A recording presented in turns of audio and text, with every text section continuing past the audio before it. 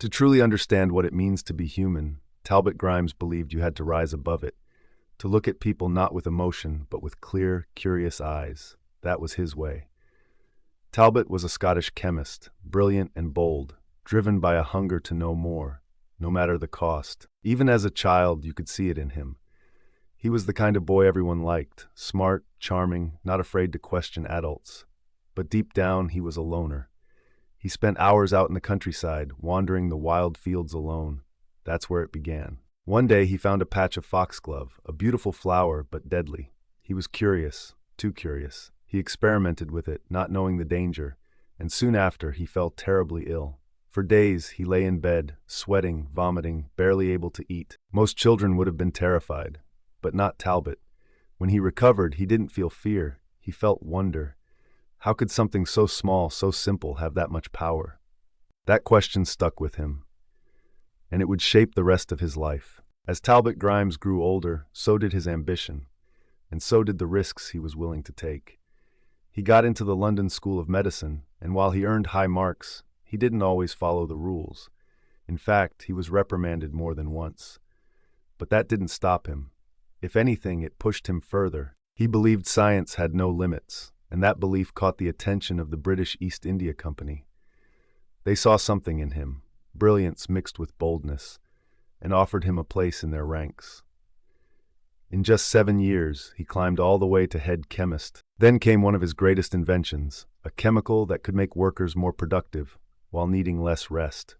It was groundbreaking and dangerous. As a reward, he was given his own private laboratory, hidden beneath a prison camp on Dyer Island, far away from prying eyes. There, he could work without interference. There, his real experiments would begin. On a remote island off the coast of India, hidden from the world, Talbot Grimes began his darkest work. The prisoners held there, captives from the Opium War, weren't volunteers. They became his test subjects, forced to endure the effects of a new drug he was developing. The goal? To create something that would make soldiers stronger, able to fight longer, push through wounds, ignore pain. And it worked, at least on the surface. Most side effects seemed minor at first, but then came the whispers, stories of soldiers who lost control, who didn't just fight, but turned wild.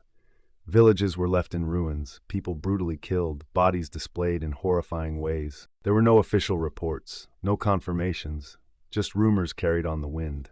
And Talbot, he never took the blame. To him it was all just battlefield myths, stories twisted by fear. For all his cold brilliance, Talbot Grimes had no idea how many enemies he had made. He thought he was untouchable, until one day, in the streets of Mangalore, someone made sure he wasn't. A sudden blow to the back of his head knocked him out cold. When he came to, he was tied up in a wagon, blindfolded and bleeding. When they finally pulled the cloth from his eyes, he saw something he would never forget. A mass grave, hundreds of bodies piled together, lifeless. A sickly man stood over him and told him the truth. Talbot's miracle drug, the one meant to boost production, had killed nearly every worker in an entire factory. Talbot had no defense, no excuse. He could only cover his head as the man beat him over and over with the same steel pipe. When it was done, they tossed his body into the pit like garbage. Barely alive, drifting in and out of consciousness, he clawed his way through rotting bodies, the stench filling his lungs, the feel of decay under his fingers.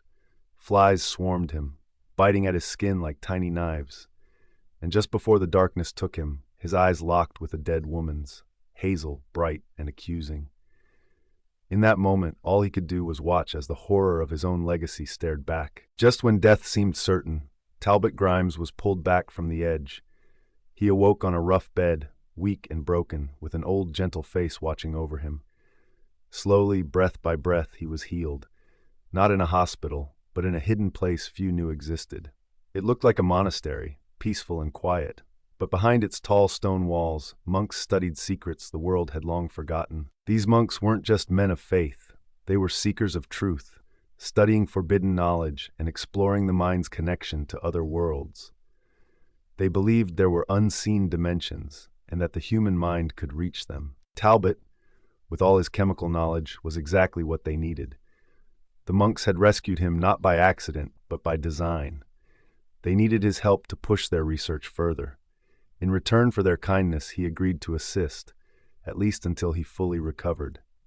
His mission, to study what they called the soul chemical, a rare substance from deep within the brain that could open the mind's eye to other realms. At first, it was a gesture of thanks, but soon it became his obsession. He spent hours poring over ancient scrolls and secret notes, finding formulas that proved ideas once thought impossible.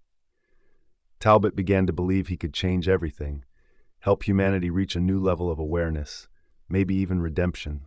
And maybe, just maybe, if he succeeded, the ghosts of those lost factory workers and the haunting stare of those hazel eyes would finally leave him in peace. As Talbot drew closer to unlocking the secret he'd been chasing, something in the air began to change. The monks, once warm and welcoming, started acting strange. Their kind smiles remained, but there was something behind their eyes, something distant, almost afraid. He noticed the shift in their voices too. Where once they had spoken openly with him, now their words were whispers, their glances quick and secretive. It was as if they knew something they couldn't say, or wouldn't dare to. And then, just as suddenly as he'd been saved, it was all over. The last thing Talbot remembered seeing was the cracked ceiling above his bed, thin lines spreading like nerves across old plaster. Before everything went black, Talbot's return to the world was a blur of chaos and confusion. Bits and pieces came back in flashes, bright lights streaking past, horses clattering over stone roads, rough fabric scratching his face, and sudden stings in his arm. He finally woke up filthy and disoriented, lying on a straw mattress in the corner of a smoky opium den. His thoughts were slow and heavy, but one thing burned through the haze: his research. The notes. They were gone. Panic took over as he stumbled around the dim, filthy room, calling out for anyone who might listen.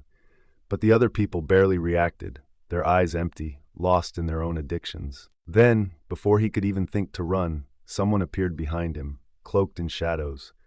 A sharp jab hit his arm, and everything went dark again. He woke up, again. But this time, everything felt blurrier, like he was drifting through a dream he couldn't hold on to. He ran his tongue over his teeth and felt the empty spaces where some used to be. How long had it been? Bits of memory floated back, the soul chemical, his research. He had been so close to something huge.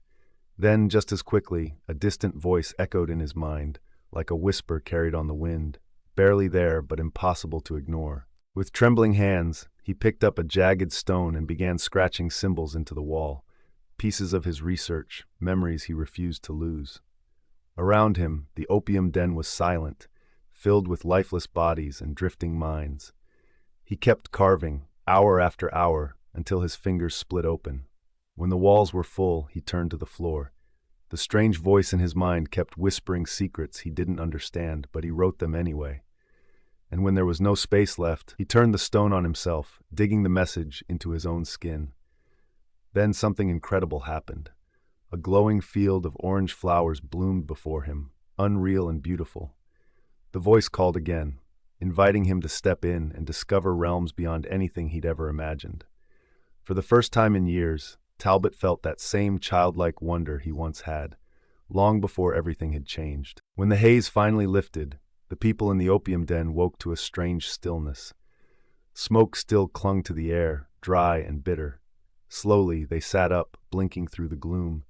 Blood covered the stone floor, trickling through the cracks like thin rivers.